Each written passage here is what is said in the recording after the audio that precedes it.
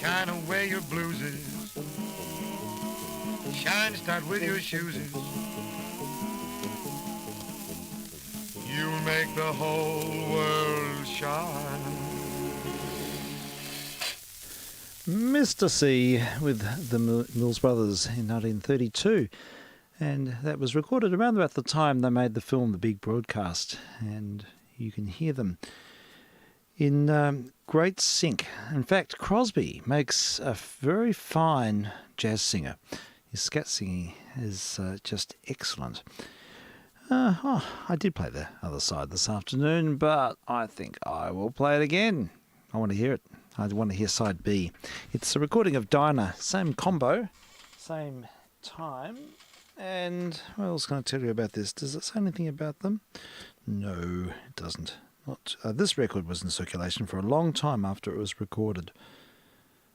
Yeah. All right, let's play side B. This is vk3sl testing.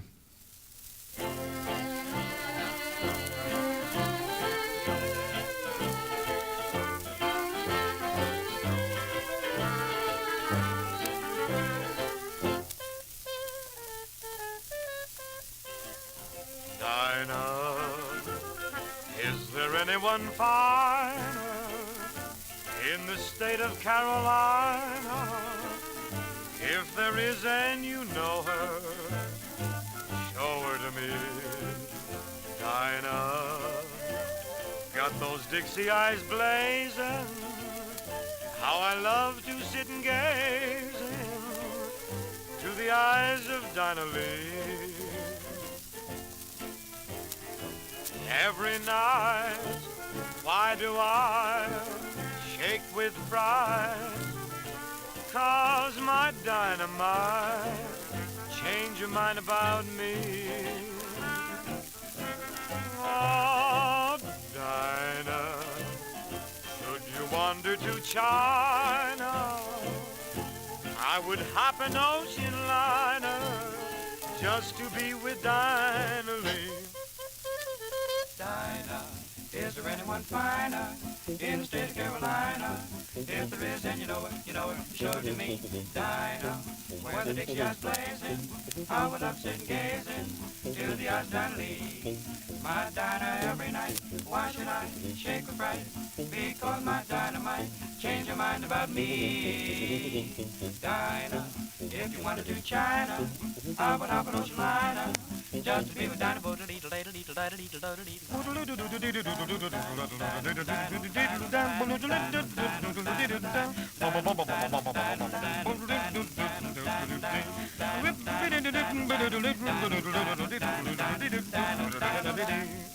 Every night, why do I shake with pride? 'Cause my dynamite change your mind about me. The name of this song is Dinah. Said it? The name of this song is Dinah. Snag it. The name of this song is Dinah. Ah, tell it. The name of this song is Dinah. Dinah, wandered to China, state of Carolina. There is and you know where I would like to have you. Show her to me, Dinah. Got those Dixie eyes blazing. How I love to sit and gaze into the eyes of Dinah Lee.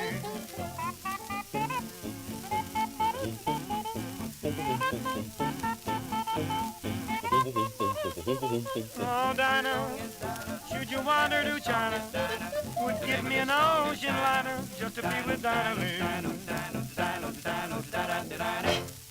Bing Crosby and the Mills Brothers, and another superlative offering. And we're testing here on 160 and on UHF, and at midnight-ish I'll dial in Zoomomatic, and we look forward to having Frank with us, and we might have a look at the music of Lata Mangeshkar.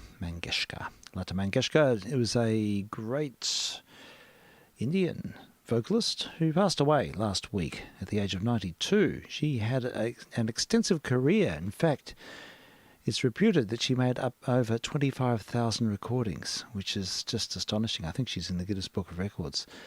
It's very evocative music. I've been lying down listening to it this evening, and we'll celebrate something of her output. Not all 25,000 recordings, but we'll have a few sample-matics a bit later on. Now, what we'll do is also sample the music of Memphis Minnie, blues singer from the 30s and 40s, black American who really made her mark, and she's sort of out there with Leadbelly and others, and Bessie Smith, and is a great blues performer, accompanying herself on guitar. Now, here's a track called, what's it called? This Is Your Last Chance, and a record made in 1941. Memphis Minnie.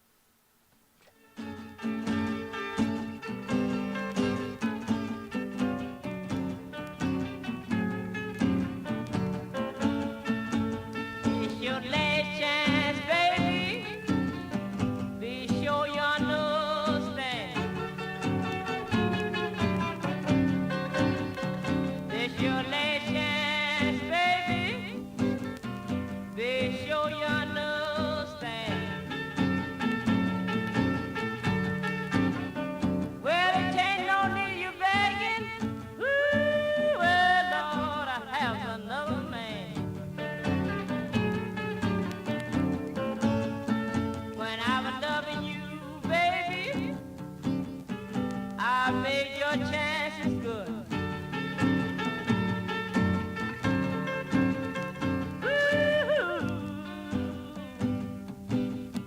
Says I made your chances good.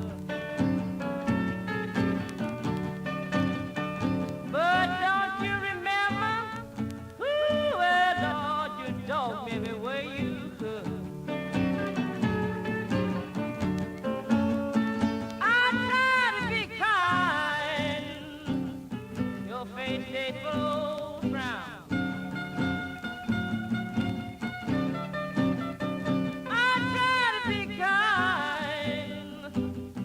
Your face they full of frown. But now your chances, ooh, well, my boy, have done turned around. Play it till I can get a chance to tell it.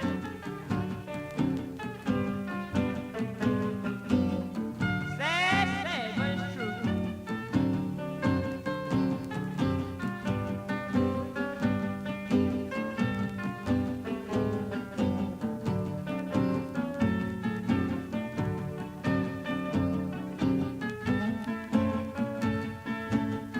Now watch what am I telling you?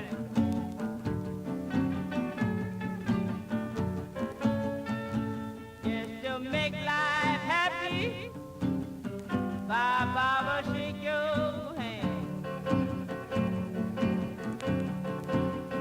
Just to make life happy, bye, Baba, shake your hand.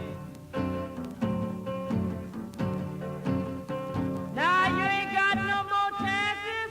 Ooh, well, Lord, long as the big ones stand.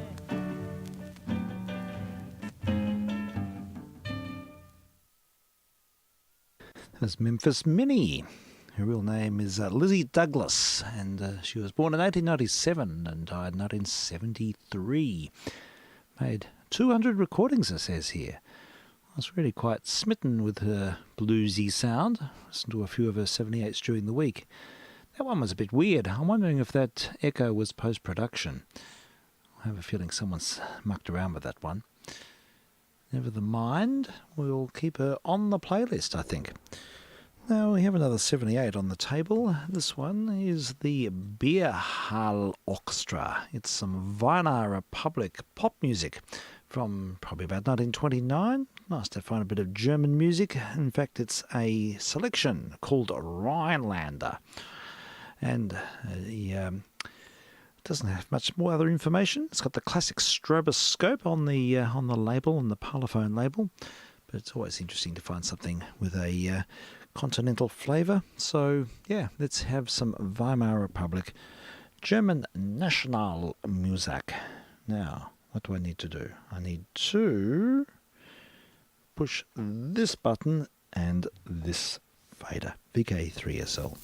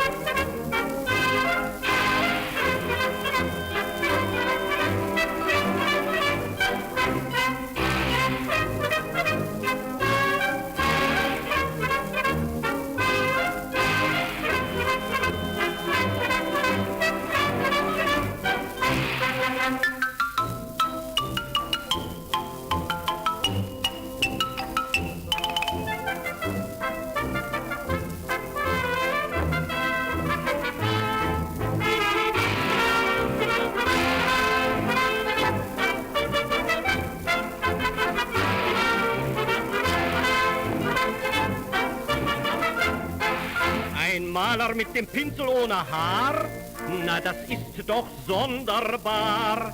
Ein Töpper mit ner Molle ohne Lehm, na der sollte sich wat schämen. Ein Maler mit dem Pinsel ohne Haar, na das ist doch sonderbar.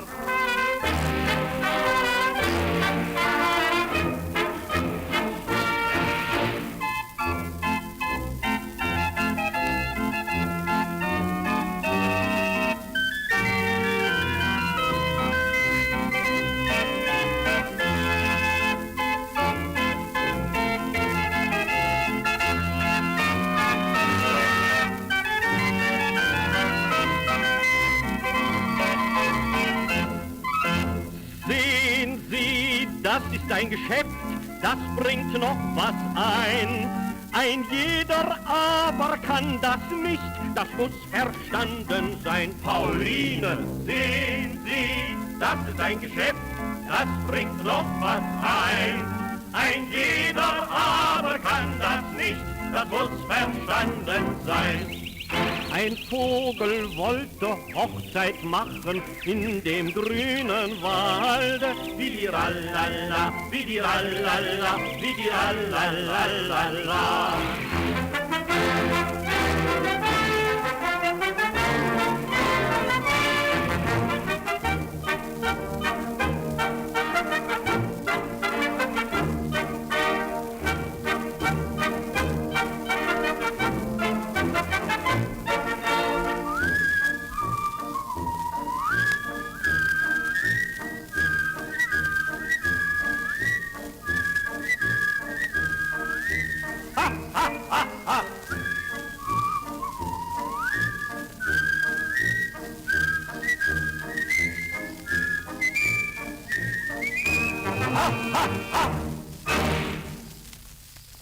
Selections from Rhinelander, German popular songs, hits from 1929, 1930, thereabouts, on a Parlophone. And I was just checking the turntable speed with the stroboscope, and we use real light bulbs in here. All right, well, we'll move over now. We'll move over Rover and have a listen now to a selection from The Sounds of Time. This is a series, in fact, it's a set of about 10 records picked up at the Wonthaggi second-hand shop about a month ago. God, it seems like 10 years ago. So much has happened in the last few weeks. But this is a dramatisation in sound of the years 1934 to 1949, told in the voices that made history and illustrated the great events that are part of it. And it was written by Frederick Mullally, I should say, and narrated by John Snagg. So it's sort of produced for the BBC on the Oriole label. Unfortunately, all the records are warped. I might have to take advantage of our 36-degree day coming up and see if I can flatten them all. But we'll have a listen to side 2 in the series, and I think we hear King Edward VII, and we hear Gosh, we even hear Mr. H. Neville Chamberlain as well. So sort of prelude to war, I think. This one. Maybe it's a bit fitting after what we've just heard too. All right, well, hopefully this warped record will do what it should. This is vk3sl testing. December the 11th, 1936, and the culmination of a tremendous human drama. At long last, I am able to say a few words of my own. A young bachelor king, Edward VIII, is making his choice between personal happiness and an empire's crown. But you must believe me when I tell you that I have found it impossible to carry the heavy burden of responsibility and to discharge my duties as king as I would wish to do without the help and support of the woman I love. And so, for the second time in a year from the ancient palace of St. James, a new monarch was proclaimed. George VI, by the grace of God, of Great Britain and Ireland, and the British dominions beyond the seas, King, Defender of the Faith, Emperor of India.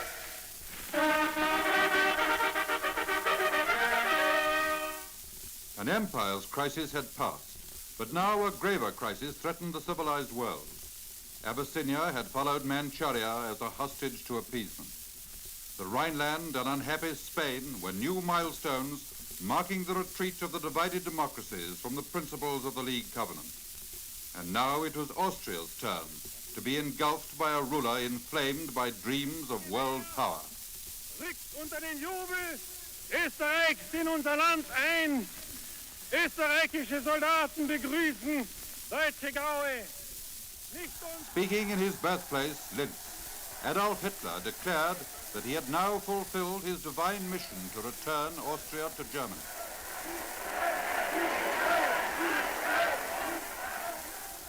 Blinkered by apathy and bridled by caution, the democracies plodded through the years of crisis while the Berlin-Rome axis was being forged and tempered for war. In 1938, Hitler decided that the oppressed Germans living in Czechoslovakia's Sudeten territory must be liberated and massed his troops on the frontier.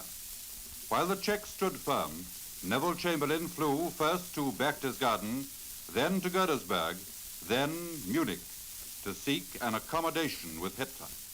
On September the 30th, anxious crowds waited to greet him at Heston Airport. This morning, I had another talk with the German Chancellor, Herr Hitler. And here is the paper which bears his name upon it as well as mine. We regard the agreement signed last night and the Anglo-German naval agreement as symbolic of the desire of our two peoples never to go to war with one another again. The next day, Hitler marched, and the Sudetenland trembled under the robot tramp of Nazi jackboots.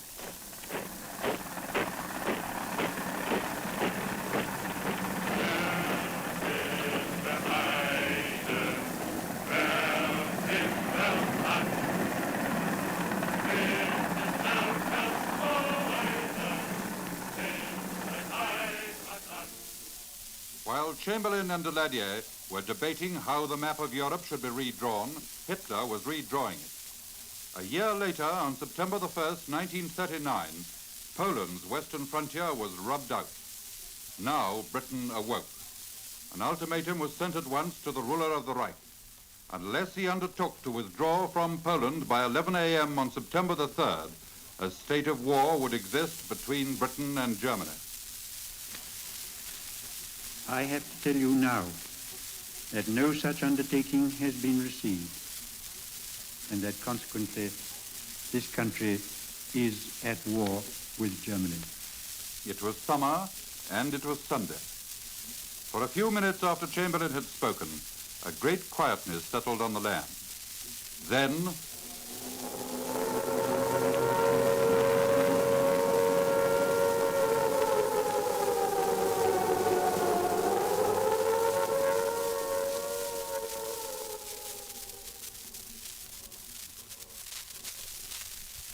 And the rest is history.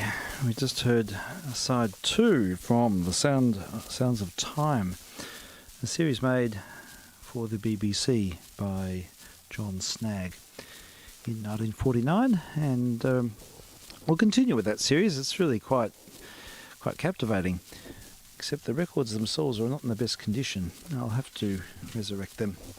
I'll just take this off. There we go.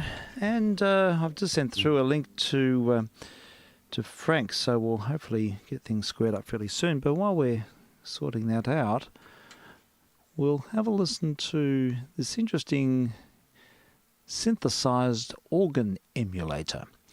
Now, this is a interesting Linux platform. It's called Aeolus. And it says here, this has been brought to my attention by Mr. Fleming, and there are some sample recordings. It says Aeolus is a synthesized, not sampled, yet synthesized pipe organ emulator that should be good enough to make an organist enjoy playing it. It is the software synthesizer optimized for this job, with possibly hundreds of controls for each stop that enable the user to voice his instrument. So it was first presented at the second LAD conference in Karlsruhe, and in 2004. All right, well, we'll hear a sample of this software. In this instance, we've got Bach's Adagio BWV 564, and we'll have a listen to this file. It's queued up, and hopefully we'll get the full organ experience. vk3sl.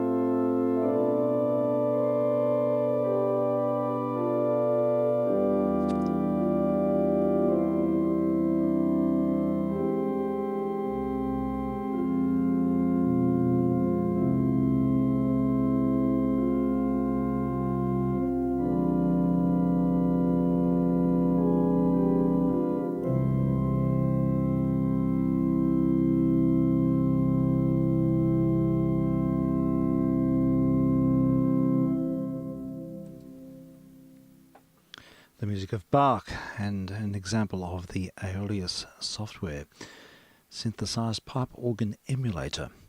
So quite an achievement. Really sounded very authentic to my ears. And we have Frank on the line. Hi. Yes, can you hear me? Yeah, good. Oh, Frank, you're coming through beautifully. Yes. That's great. Oh, well done. It's all happening. And are you using the same headset as last time? It's the same type of headset, but it's not the same as the last time. That was a cheap one. This is the same as I have been using for years, but a new model. Okay. Oh, very good. Oh, it comes through really well. It's nice and crisp. That's great. So, well done. And are you able to vary the volume and do the things that you're hoping to do? Is that? I can certainly do the volume easily. Yes, I can, and it's easy to manipulate to get the voice going and stuff like that. Oh, that's great. It's good. Oh, very good. Yeah. Oh, well done. Oh, that's most excellent. Oh, it's good to be back on board with Zoom, and it's yes, it's very handy. Yeah, it works superbly. Good one. Oh, well, that's fine. And that was a beautiful. Well, that was a most interesting organ. Yeah, sound, wasn't it? It is. Yeah, it's this program called Aeolus. Yeah. So you've got to run it on a computer. I believe so. Well, it's a Linux program, and these are just samples, files, just to sort of give you examples of its. Of what it can do. I don't have any computers set up on Linux here, but it says here that it's not CPU hungry and it can run on computers as low as 1 gigahertz, 250 megabyte machine, which is pretty amazing. And it says here that the features of the default instrument are 3 manuals and 1 pedal, 5 different temperaments, and variable tuning, MIDI control, and stereo surround or ambiasonics output, flexible audio controls, including a large church reverb. How about that for a package? How about that? I wonder how many effective stops it would give you. It's an interesting thought. I'd be most interested to know. Heaps and heaps, I would think. I would expect so. I would think it would have great scope. So, yeah, what an interesting one.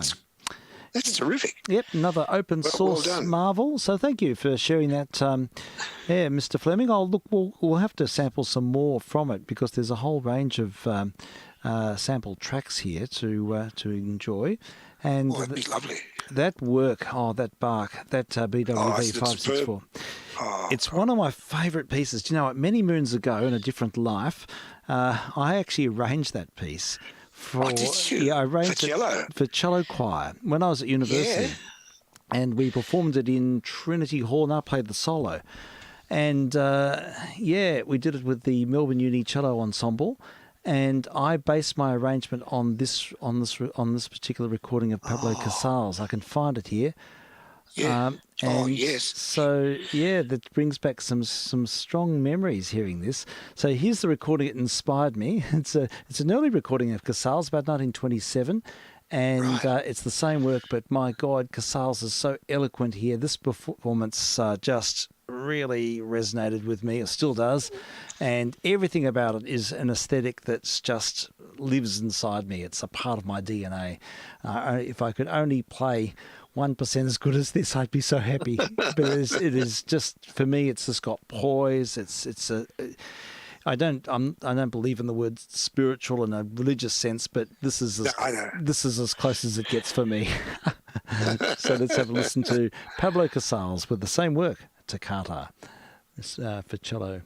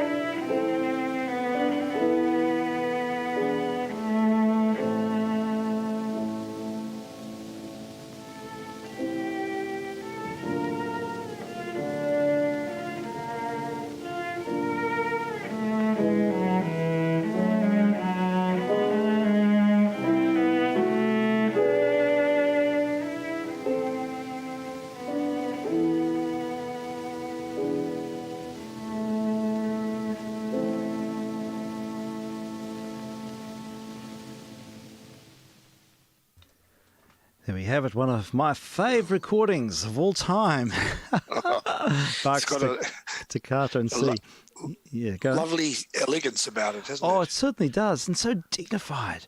I just love the poise and the eloquence, and it just sort of has that sort of reverence, I suppose. I don't know.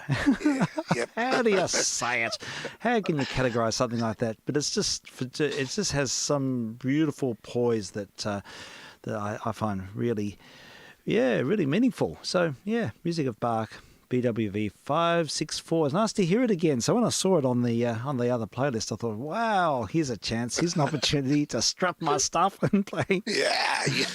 I know. I should get out and get my bow out and play it for real. You should. I should, yes. We'll do that another time. You should. Absolutely. Well, soon. Yeah, I can make it a goal. I have to find my arrangement to dig it up. That would be good for practicing. Yes, it would. It would be. It would be very good to practice. Yes. Anyhow. I have to say, I was very tired this evening. I still am quite exhausted, to be honest. So I won't go very late tonight. That's good because I am too. So yeah, sure. But I did lie down this evening and I had listened to the music of Lata Mangeshkar, and oh my goodness me, what an artist! Now, Frank, I don't know if people weren't listening this afternoon. Perhaps you should tell the story of, and because it's really, she's your discovery. She's my baby. Your companion. Yeah. I wish she were. When I was a kid, I used to fantasize. That voice was, well, not a kid, when I was a teenager. Yeah. I fell in love with that voice, Steve. She is an Indian woman who has made a career of being a playback singer, as they call them, right? Which is a way of describing the singing of parts in movies for actresses who will overdub them with lip syncing, yes, but who haven't got good voices themselves. Right. So she's actually doing the singing, but they are. It's intended that you get the impression that it's the actress who can't sing. Sure. And you said that she tried acting, but that it wasn't. It didn't work for her. It didn't suit her. She didn't like being ordered around all the time and told what to do. And, what just wasn't her go. But she loved, and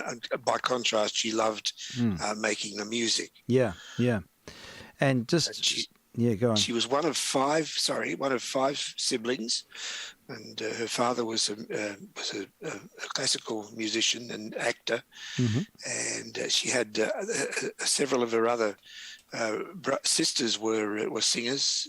She had a sister, Asha, who was a very famous, and I think maybe still alive, because she played some part in Lata's funeral. She died last Sunday, and this is what's brought her to attention. Yes, she died of the COVID, unfortunately. Yeah, and but at age 92, so you know. Yeah, and she was prolific in her output.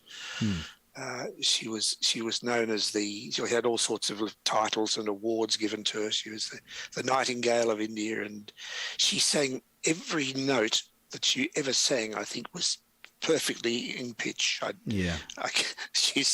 testify to that. Everything I've heard has beautifully centered in the intonation. It is totally centered. She has a voice that's agile when it needs to be, a sort of coloratura type agility. Yes, which Indian music requires quite a lot. It certainly does. Very melismatic music. Yes, it is. And lots of affectations in the sound as well. All of that, yes, and also, that's right, and she's got to kind of do a fair bit of acting within the singing to get nuances. That's right, and to characterise the sound of the and I think there are messages in the nuances, obviously. Yes, to do with the film, the subject matter of the film. Yeah, and there's for anyone who's interested, a very extensive article in Wikipedia on her, which kind of traces her career and gives you links to various signposts I found very interesting, although I didn't have time to explore. One of the awards she got was the French Legion of Honor, and I didn't get to find out why. Wow, that's amazing. It seems incongruous that she should get such a thing. Yeah, how interesting. Yes. The music she sang, well, she sang all sorts of music. She sang, she's chiefly known for Bollywood film music, but she also sang folk music and some classical music, and a whole range of things.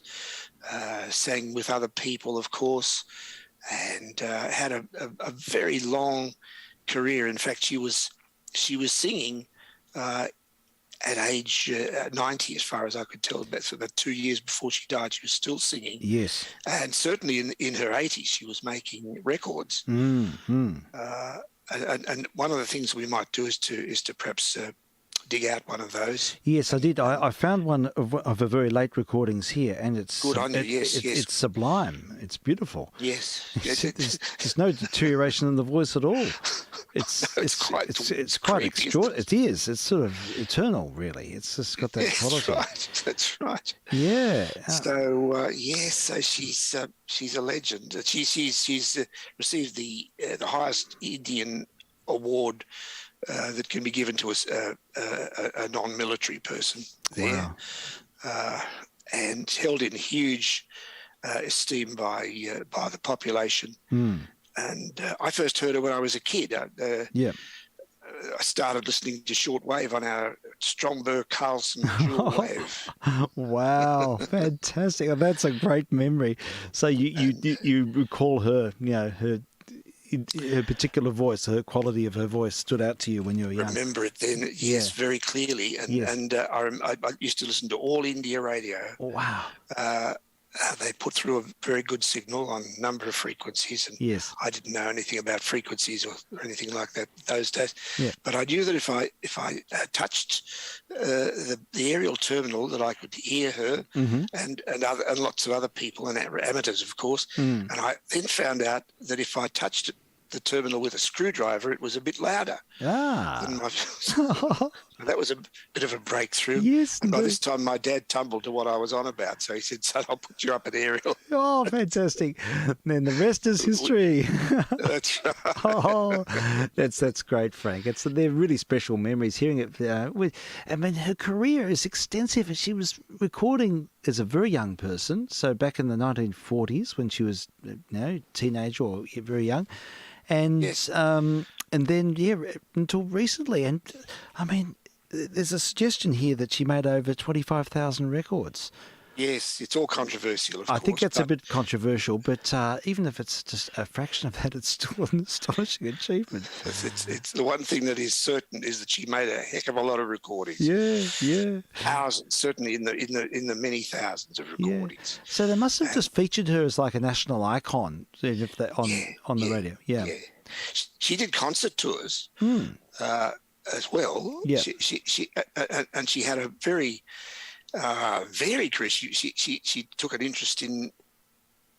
She was made a member of the Indian Parliament at one point. Oh, really? Wow! Gosh. She actually got into a little bit of strife for not being so regular an attender, but she put that down to ill health. Yes. But and she also has a very good track record in she started a hospital at one point. Sure. Wow. And obviously very public-minded, public-spirited. I'd love to have, one of these people you'd love to have met, Yeah, she sounds like a really multi-dimensional, very inquiring, sounds like she was very in touch with her audience and with the population, had a good social conscience. Loved her. Yes, she. I don't think the adulation went to her head from the sound of things. Yeah, she seemed very, very grounded. Yes, yes. And what's interesting, you mentioned that when you've spoken to Indian people and taxi drivers and so on. Oh yes, I used to talk to taxi drivers about. I do when I'm with an Indian taxi. I almost always strike up a conversation, and then I get on to how I love music and how I liked Indian music, and I especially have this famous, lovely woman that I'm in love with the voice of, Yes. and they get a bit interested. And I Oh, say, that's lovely, isn't it? That's great. yeah. Oh, tremendous. Well, we should I'll spell out her name because people Yes, might be yes. interested to look her up, and then we'll play some examples. So it's Lata, Lata, and her surname is Mangeshkar. So it's Mangeshkar, Lata Mangeshkar. And yeah, so she was a national idol who passed away last week. Well, should we sort of dial up something here? Yes. I just don't know where to turn when it comes to this genre. I mean, I just find the music just hauntingly beautiful. Yes. But what it means, what's the context, how it fits into a very a culture that's so deep and has all of these sort of associations that I can't begin to understand. So I suppose it's just letting the music just happen and just playing a few things. There's one here is examples of haunting memories. Someone's sort of interpreted in English. So maybe we can just feature one or two of these to start with. And That sounds really good. And yes. it could be a way forward. So yeah, we'll have a listen to some Lata Mangeshkar, and I'll just cue this up now. I think we're right.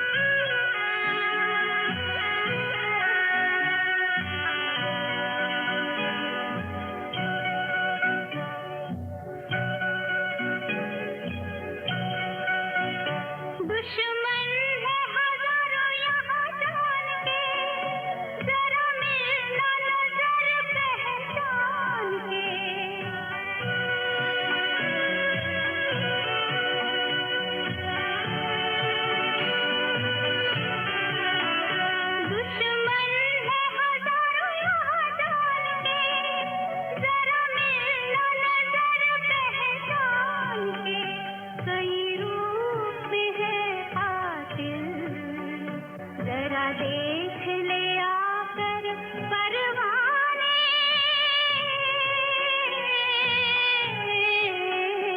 तेरी कौन सी है मंजिल कहीं दीप जले कहीं दिल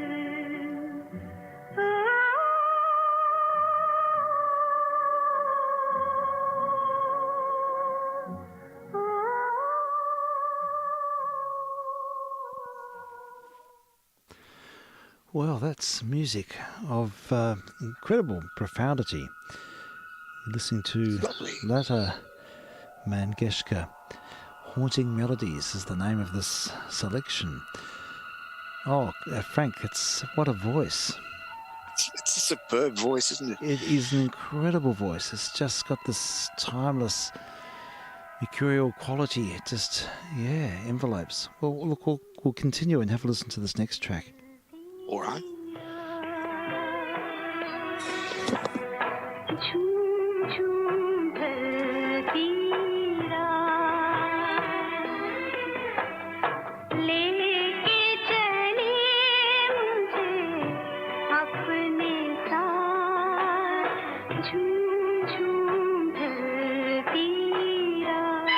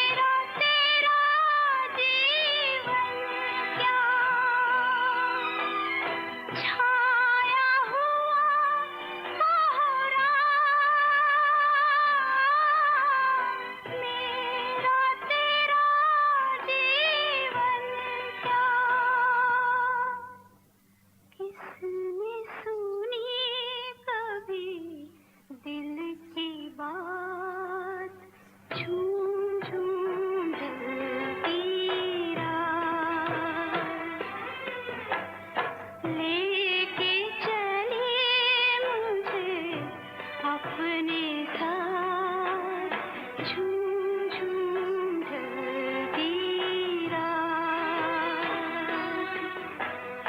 झूम झूम ढलती रात. Listening to selections from Lata Mangeshkar. Well, that's such a soaring quality, isn't there, to her? It just sort of draws you into another world, and very forward recording, isn't it? And that's a Very characteristic. forward, yes. That's yes. that's a characteristic. Indian recordings are like that, I think. Yes, they use a lot of compression and bring it very much to the fore. Unfortunately, really. Yeah, it can sometimes sort of be just a little bit too sort of big in that sense. But look, I actually found it sort of, I mean, and that was a little bit over-processed, but it's hard to find anything that's not, to be honest. No, it is. Well, all India radio is over-processed. Yeah. I mean, they've got this heavy compression right fundamentally in their audio. Yeah, it seems like it's just a trademark of the sound, and just making everything just larger than life, I suppose. I think so. Anyway, getting back to Lata, when the Prime Minister found out that she died, he proclaimed 2 days of national mourning. Really? Last week. That's amazing. Just think of that. I know that. What an incredible state of affairs. Yeah, flags at half-mast and all that sort of thing, Yeah. you know. Yeah. And so you can imagine she was held in great love by the population. Yeah, sure. Oh, look, that's extraordinary, isn't it? So I found one thing that was of great curiosity and of interest. I don't know whether to recommend you to play it or not. She toured England and gave a concert at the Albert Hall. Oh, right. Okay. In 1974, and it was thought that she was the first Indian to do that. But they checked the records, and in fact, Ravi Shankar had done it in 1969. Yeah, sure. She was certainly the first singer. Okay, I'm looking it up now, 1974 Albert Hall, and let's see if there's a reference to it here. Oh, yes, at the Royal Albert Hall. Here we go. And, that'll be good.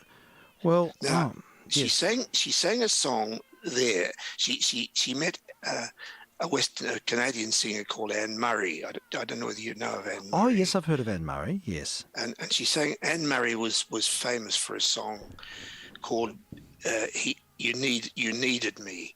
Yes. Which is a beautiful song. Okay. Do you know that song? I think I've heard it. Yeah, you'll know it if you hear it probably. Yes. It is a genuinely lovely song. And she invited or asked Lata to sing this song. Yes. Which she did, and it's available. But for a couple of reasons, it's not exactly. I don't think it comes over terribly well. Okay. One of the main reasons is the orchestra accompanying her got the harmonies all wrong. Oh, okay. I think they must have been Indians, certainly. Yes. They wouldn't. And some of the harmonies are just wrong. And the other reason is I don't think her voice really quite suits it. But all that said, she doesn't do anything wrong, and she's still got her own lovely quality there. So maybe it's worth. Look, we can sample it. I think. I listen with open ears, and I think even if it's an ambiguous arrangement, we can see beyond that and just let the musicianship speak for itself. And you get it on YT. Yeah, I'm just looking it up now. There's a few versions of it. I'm just looking to see if any of them are at the Albert Hall.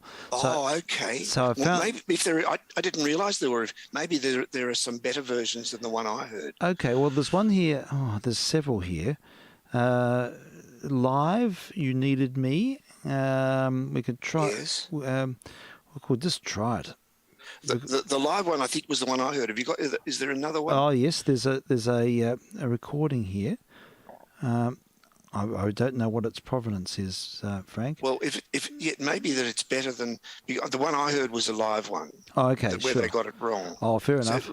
Let's try the other one. Okay, it says here a rare treat. This is the only recording available of Ms. Lata Mangeshkar singing an English song at a concert in Toronto in 1985. Yes. Oh, it's probably the same one. Ah, okay. But anyway, let's try it. Well, look, we'll give it a go, and look, it'll be what it is. But I'd like to hear it anyhow.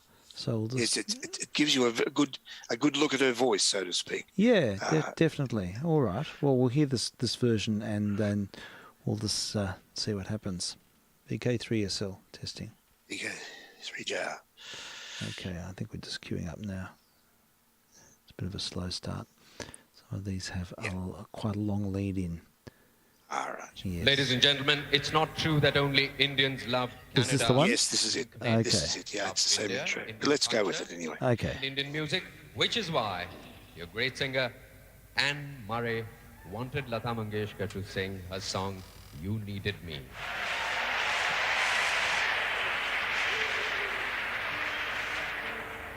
So, listen to You Needed Me by Anne Mangeshkar.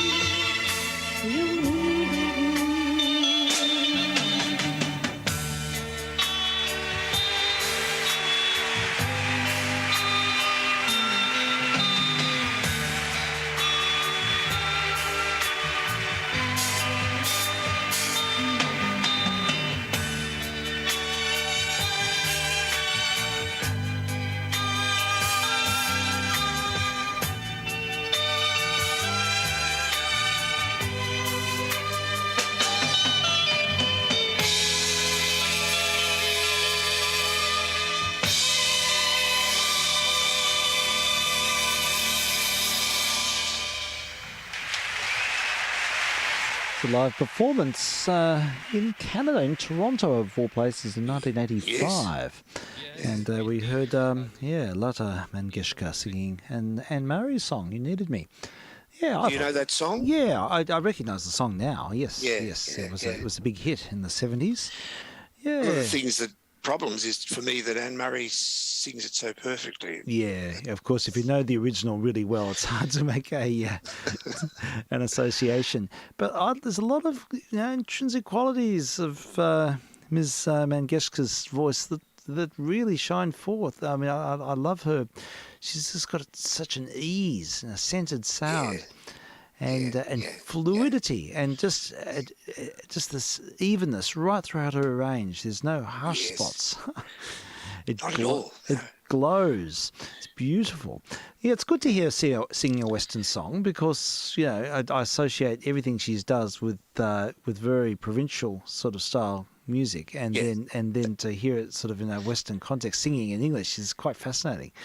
That's what I thought, and that's why I dug it out. But I wish they had more. That's the only recording. Yeah, I can't find anything else in English. There's an item from the Royal Albert Hall concert you mentioned, and she's singing a Punja folk song here.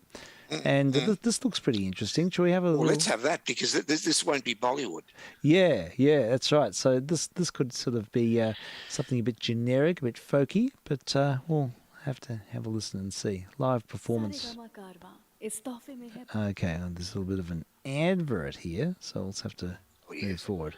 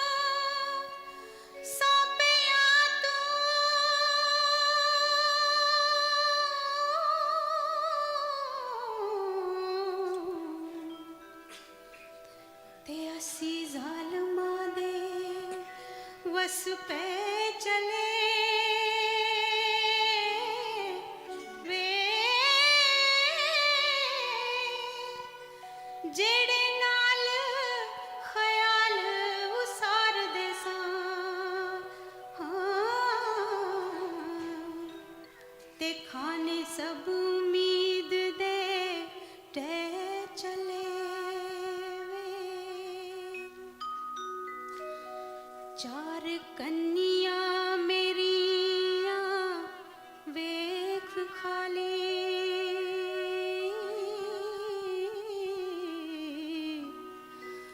ते असी नाल नाही कुछ ले चले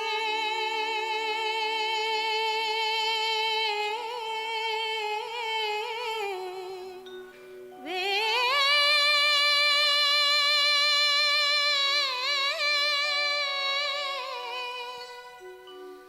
कूड़ी दुनिया ते शान कुड़ा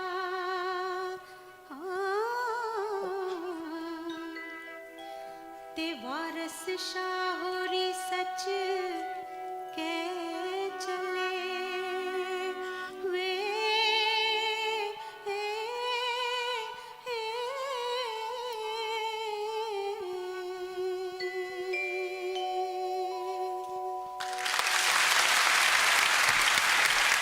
That was sublimely beautiful, Frank. Oh, it was sublime indeed. It was just, that was the best. That was what Incredible.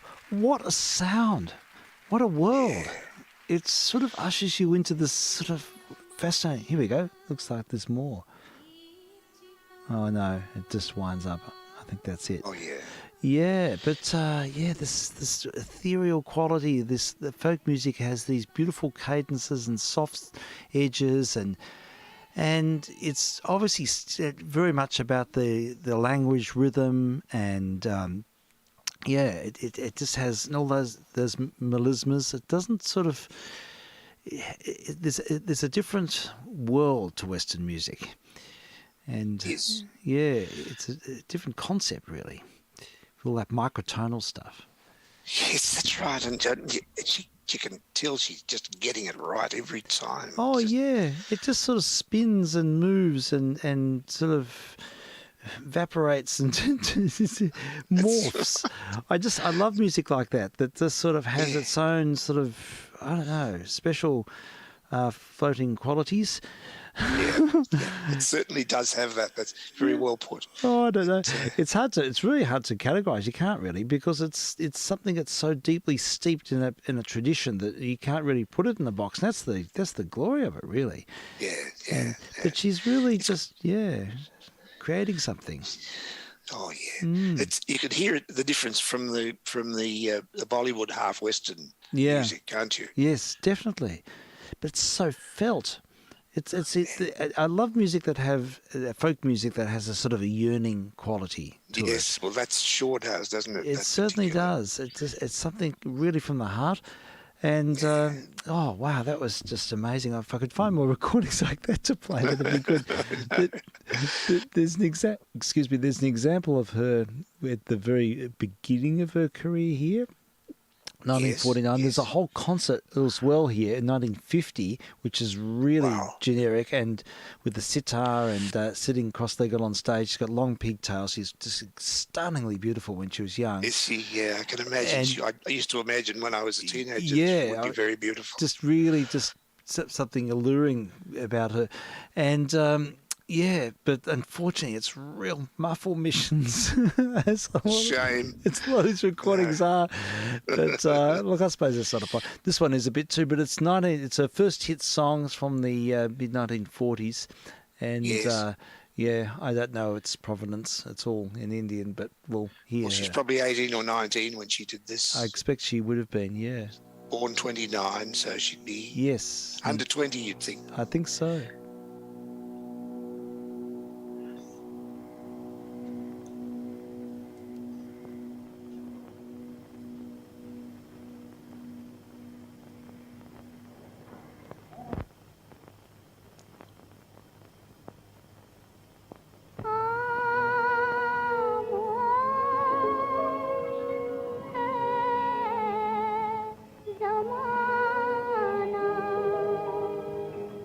चुप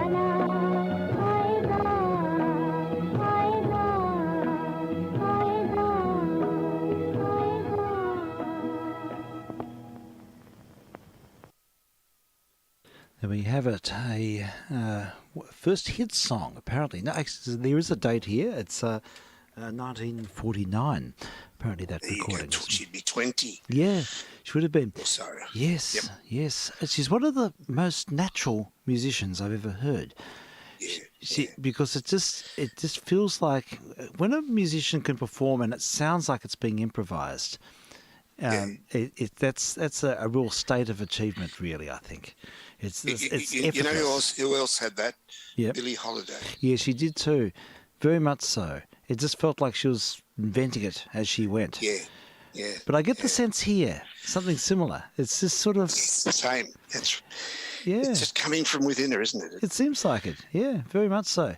Yeah, it's a very natural form of expression. So she obviously feels the impulse or the essence of the music is something that's just in her DNA, and she's able to just let it happen, just let it evolve without it. It sounds effortless.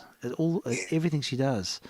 Yeah, she's not. The population loved her like no other. So. Yeah, there's so many tributes. There's so much stuff here. It's I'd love to do another program and just really go through them and pick out the recordings which are not often processed. Yes, and, I know. And find material that's sort of really representative, because she's just got this beautiful purity, and often it's compromised simply by the 10th generation recording that we're listening to, or those super compression that they've chosen to use. But look, that's okay. It's also part of the aesthetic as well. But yeah, certainly that. But, I don't know what it is about Indian recording people. They love to overcompress. They don't do it so much to the classical music. Yeah, sure. Their own classical music. Yes. But they compress the hell out of Bollywood. Yeah, I think it's a part of that larger than life sort of notion, isn't it? Really. Yeah, just making it sound just grand and as you say, larger than life. Yeah, I've got to hear her last recorded song. Oh yes, recorded just a couple of years ago, and it's here we go. I'll just dial it up. It's something to do with a wedding. I think it's like a special offering for somebody's wedding or something like that. Anyhow, I think that's the background to this. And she speaks and sings, but she'd be probably 90 here, maybe even 90. Yeah, so that's pretty extraordinary. So we'll have a listen to the last recorded song. Wonderful. Yeah, it'd be good to hear. I'll just dial this up.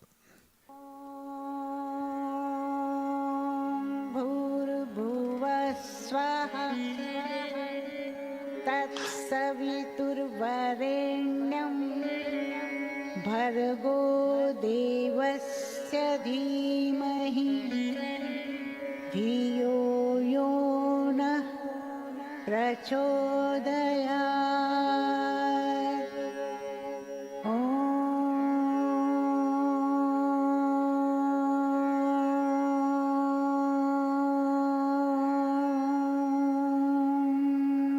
जय श्री कृष्ण। चिरंजीव ईशा और चिरंजीव आनंद, मैं बहुत खुश हूँ कि आप दोनों एक नए जीवन की शुरुआत कर रहे हैं। ईश्वर आप दोनों को हमेशा हमेशा खुश रखे। मेरा प्यार और मेरा आशीर्वाद। And I'll fade here because she speaks for quite a while and there's no more singing. Sure.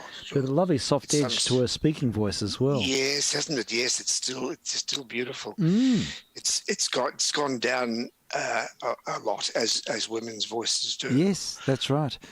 But still very pure and no quavering. There's no not sort at of all. loss of focus. She held that big long note beautifully. She certainly did. It was incredible. So to think that's a voice of a 90-year-old, amazing. I know. Totally amazing. There's quite a few recordings of her and a sister here, Lata and Usha. Usha.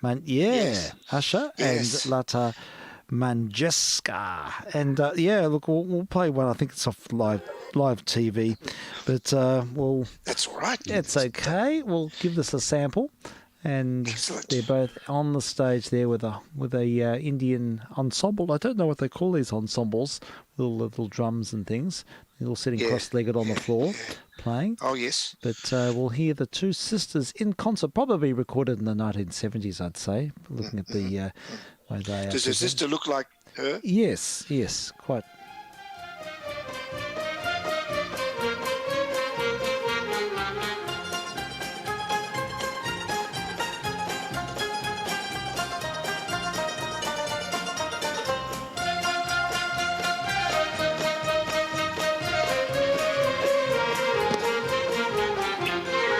Appalam चपलम चपलाई रे दुनिया को छोड़ तेरी गली आई रे आई रे आई रे अपलम चपलम चपलाई रे दुनिया को छोड़ तेरी गली आई रे आई रे आई रे ओ दुनिया को छोड़ तेरी गली आई रे आई रे आई रे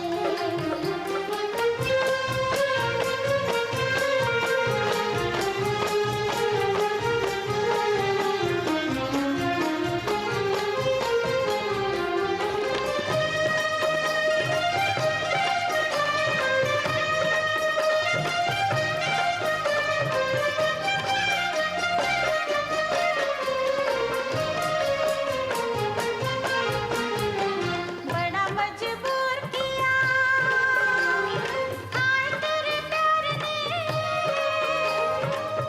ने मार दिया हाय तेरे प्यार ने बड़ा मजबूर किया हाय तेरे प्यार ने मार दिया हाय तेरे प्यार ने अब पछताए दिल हाय कित जाए दिल अब पछताए दिल हाय कित जाए दिल काहे को ये आग लगाई रे लगाई रे लगाई रे अपलम चपलम चपलाई रे दुनिया को छोड़ तेरी गली आई रे आई रे आई रे ओ दुनिया को छोड़ तेरी गली आई रे आई रे आई रे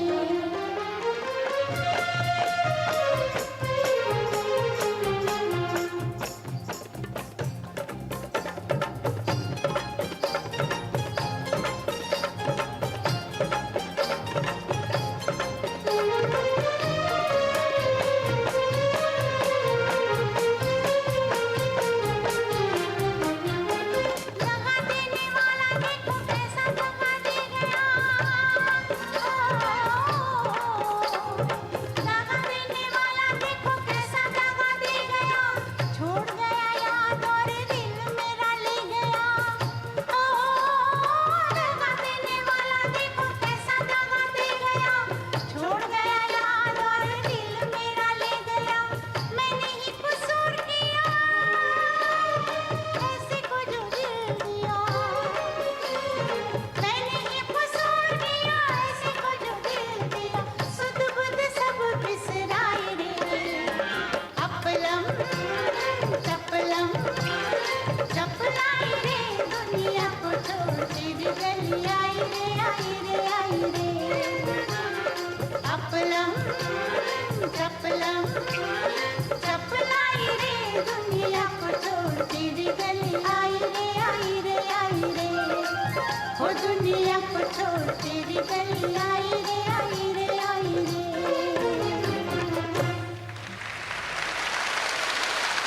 So we have the Mangashka sisters in concert there, the live performance. Yeah. Yeah. Oh, you there? Hello? Yes, you're back again. Yep. Sorry, I'd moved the mic. That's Is okay. that better? Yeah, it's fine. Yeah. It's good. Yeah. Yeah, that was not compressed. That was lovely. I No, that thought. was good. It was really good. Fascinating to hear them sort of in sync. I mean, wow. That's right.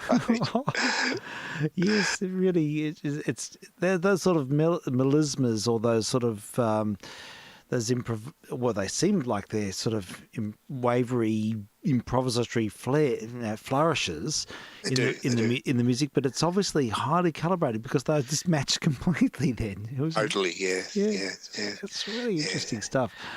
Yeah. Oh gosh. There's another site here with some. I can just play a couple of these. This is her singing Hindi old songs. That So- would be brilliant. I mean, Yeah, it'd be most interesting. I do prefer the sort of folksy stuff to the Bollywood So do stuff. I. Yes, agreed, If totally. And that really shone out when you played that. The one that you did play, didn't it? Oh yes, before there, yes, that folk song. Yeah, it did. Folk song. Yeah, I know. It just had such a provincial feel, that song. It just seemed to come from the earth. It seemed to be from some really deep tradition in their culture. Well, I think these might be of similar vogue. I'm not sure, but we'll have some old Hindi songs from Lata Mangeshkar. VK3SL testing on 160 and on UHF.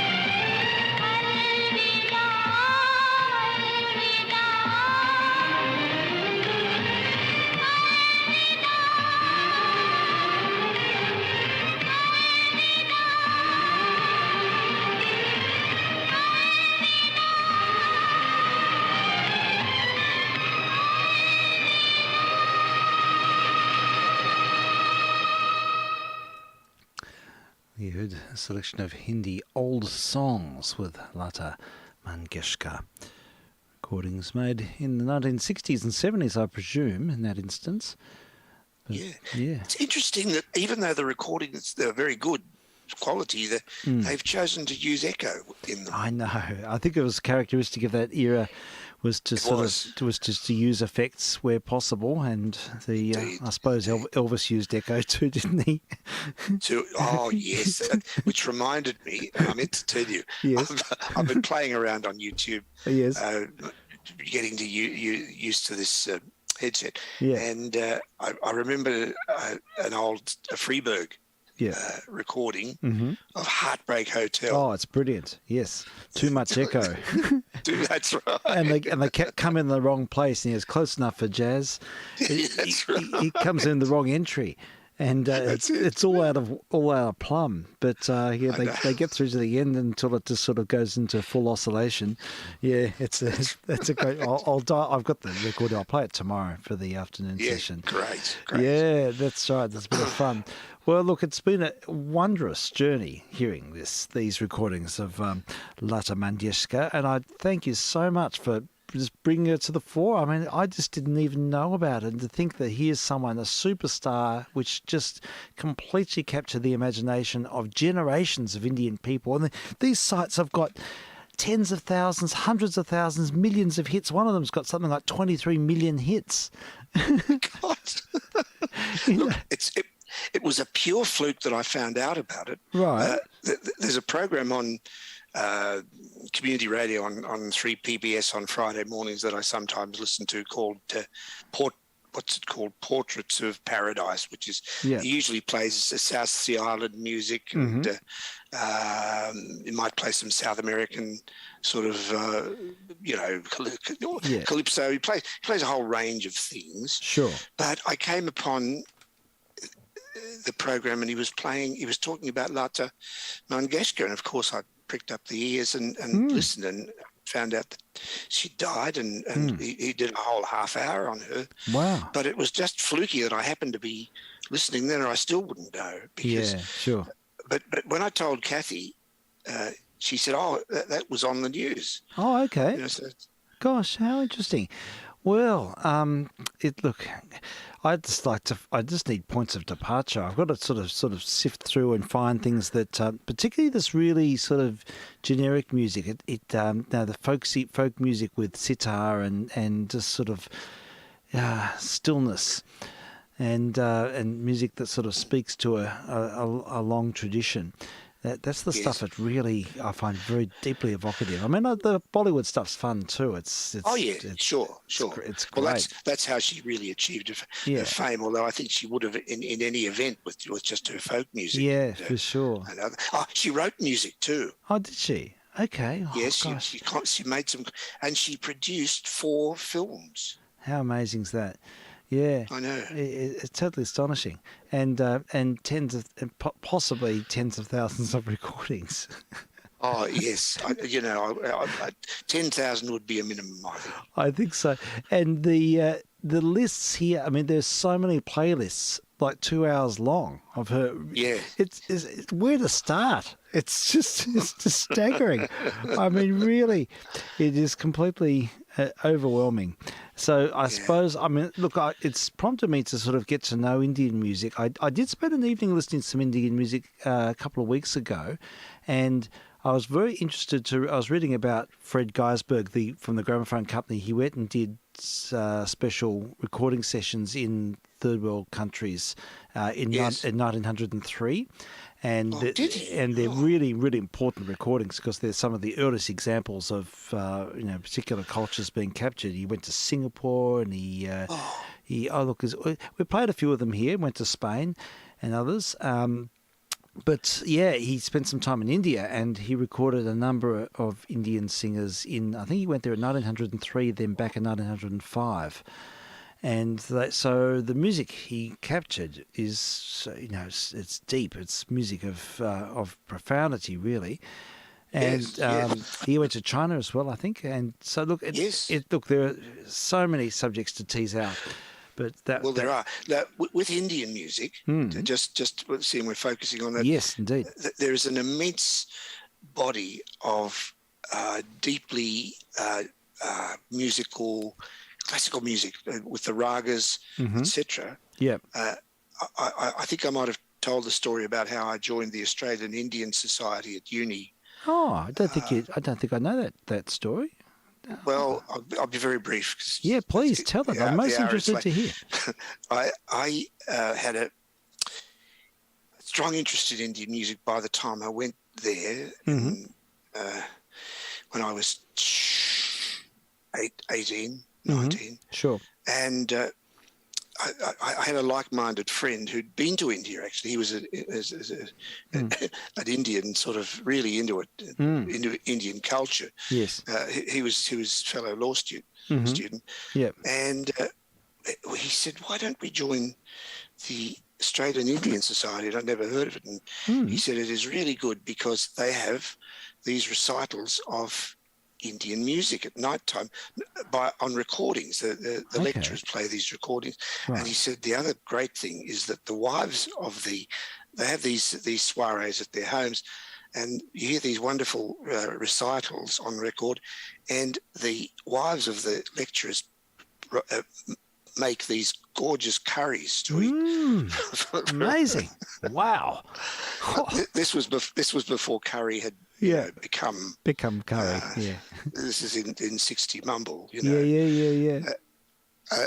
And sure enough, Len was spot on, and I had several gorgeous evenings. Oh, fabulous! Yeah. What a memory! What an amazing experience! You would have met all these really interesting people who are just cultural ambassadors for I was Indian hoping to music. have met some interesting young teenage women, but I didn't. Okay. I didn't eventually. They must have locked them all up when they had these. Maybe they did. So you just sit around and listen to recordings together in the evening? Yes. Gosh, what a great thing to do. I know. Yeah. Obviously, there are a lot of Indians there. Yes. Yes. And a lot of Indian studies. There was a subject called Indian Studies. Yep. And a lot of students from there. And I think Len and I were the only two law students. Oh, wow, that's so incredible. So was there much English spoken, or was there... not on the recordings, but the whole thing. Yeah, just the social side of it. Yeah. Yeah, it was totally in English. Okay, sure. Oh, wow, gosh. So, there must be libraries of fascinating music out there, and so I wonder if there's a program devoted to Indian music on our mainstream community stations. I don't know. I wonder. Oh, yes. Well, yes. Now, this is very interesting. I think maybe on DAB Plus there is. Is there? I'm looking for an Indian station. Mm-hmm.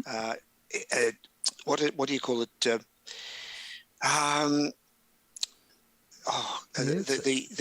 ethnic station. Oh, it's at SBS. SBS, sorry. Yeah. Has Indian programs. Okay. Yeah. I should listen out. Yeah, regular. Well, I'll find out when they are and let you know. It'd be good to learn more about their classical music and their ragas and the whole sort of structural side of it, and how that music communicates and where it derives from and what the traditions uphold. And it'd just be great to get a sort of bit of social. I mean, a little bit of. I'd be interested just to understand a little bit about the technical side too, and about the scale patterns they use and all that stuff, but also just the the way music fits into their culture. And whether I don't know, was there a sort of, I suppose it's a culture very based on sort of caste societies and things like that. Unfortunately, I think a lot of it is. I really don't know. But I imagine, given that was ingrained in their society, in the way they organised society. So there would have been music sort of for different sort of levels of society, I suppose, and that sort of thing. Well, possibly, I don't know. But very possibly. Gosh. Yeah. No. Anyway, it must be possible to get info on this on the web.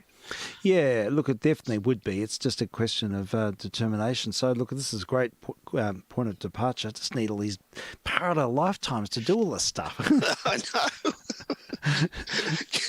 Wait till you get to my age. You're very acutely aware of that situation. Oh, I can understand. But you just get drawn into these worlds, these sound worlds, this fabulous music. And, I just yearn for it. I want to hear more. There's plenty out there. Oh, well. So that's just amazing. Well, look, I'm going to have to wind. I am really on the end of, I'm running on empty. I won't be coming on. I just wrote to Gus this evening and just told him that I won't be around tomorrow. Maybe maybe next week. We'll see how we go. Yeah. Look, I need to tell you, tomorrow evening, I'm going to an outdoor jazz concert with my wife and with Leighton and his wife. Oh, great. At the St. James Park, which is a park I'd never heard of, but it's in Hawthorne. Oh, yeah. And it goes from 6 till 9. Sure. And if anyone's thinking of robbing my house, there'll be someone else home, so don't try. So that sounds like a lovely evening out. Yeah. It will be. It will be. We'll have a picnic. That's good. Do you know who's the band that's playing? Is there a live band? I don't even know. Sorry. That's all right. It's all been very belated. And a nice thing to do. It'll be a good day for it tomorrow. It's nothing like some live music. Oh, it sounds good. So I won't be on. I won't be on. No, I won't be on deck tomorrow night. Yeah. I tell you, Henry fulfilled his life's ambition to hear Daphne and Chloe live. Yes. You didn't think he was going to be able to? Well, he was so scared he'd get COVID and wouldn't be able to go. And he said it's the one thing, because it's only performed about once every 10 years. And he said he'd go, it's like people would go and watch the eclipse. Halley's Comet or something. Yeah, exactly. He just loves the work so much. He plays it every day, Ravel's Daphne and Chloe. And the MSO played just the second suite, just the last bit of it. Because the full work goes for over an hour. It's massive and it's full choir and stuff. But this was just a part of it, and it was another live. The concert was at the Maya Music Bowl. So he went along and he was able to get front row seats or closer to the front, and he just completely blew him out of the water. He's just so, I should get him in to talk about it. It was, you should. Yeah, he really loved it.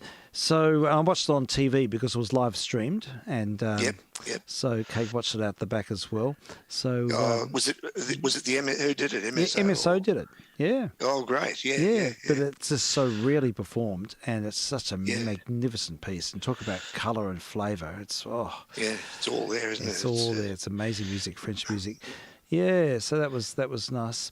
But well, I feel like I've really learnt something tonight, and I feel like I want to go away and hear a lot more Lata Mangeshkar, because she is a life force, or she was a life force. She was indeed, yes. They cremated her the same day that she died, I think. Did they really? The custom, of course. Yes, it is. Yes. But, gosh. And I think her sister, Asha, they said something about that she was officiating at the ceremony to a point, so she must be still with us. Okay, fascinating. Because she made a huge number of recordings too. As well, yes. She was also... So, gosh. Well, so no problems about tomorrow. Have a lovely evening, and it sounds great. And so you said that you may not be around next Friday night. Is that right? You're out next Friday? I'll be around. I'm having a couple of friends for lunch on Saturday. Yes. And if I were to go to your house, it would be a far later night than I would want to. Yes, I can totally understand. No, you have to pace yourself. I get it completely. Don't worry, it's fine. That's all right. So I should be okay for ordinary missions. Yeah, that's great. An ordinary mission sounds good next week. And so what we'll aim for is the week after next. I'll get in touch with Jamie. So listeners, have a tune in for our face-to-face probably in about 2 weeks' time, all being well. Yeah, that's the plan. Sounds great. I spoke to Jamie yesterday. Yes. The day before. Yeah, so he's well and looking forward, of course. Oh, that's us all getting together. Yeah, that'll be really good. Look forward to it as well.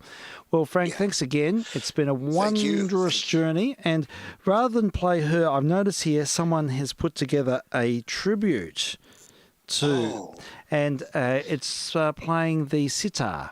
So just All right. So it might be nice to have a tribute to on sitar to the legendary Lata Mangeshkar and by a young Indian player. So this might be just a nice ethereal way to wind up the program.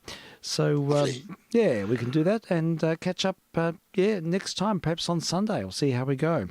So I'm fine for Sunday as far as the late afternoons are sort of okay. During the Saturday mornings, there's just too much happening here at the moment. It's just, of course, it's a madhouse. Anyhow, okay. All right then. All the best to you and your family. Take care, and you and yours. Yeah, thank you. Special hello to Kate.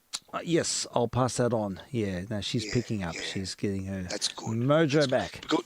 Great to hear that she's playing again. That's a very good sign. Oh yeah, that is. Look, it's been her saving grace, and she's just every spare moment between sleeps she's been practicing. So she's actually That's great. So it's been good. All right. Well, thank you. Okay. We'll catch you soon. You. And this is vk3sl saying cheerio. Cheerio, everyone. Okay. I'll stay listening on the radio, but drop off the net. No worries at all. I'll just get this queued up and then we'll be right to go. The sitar.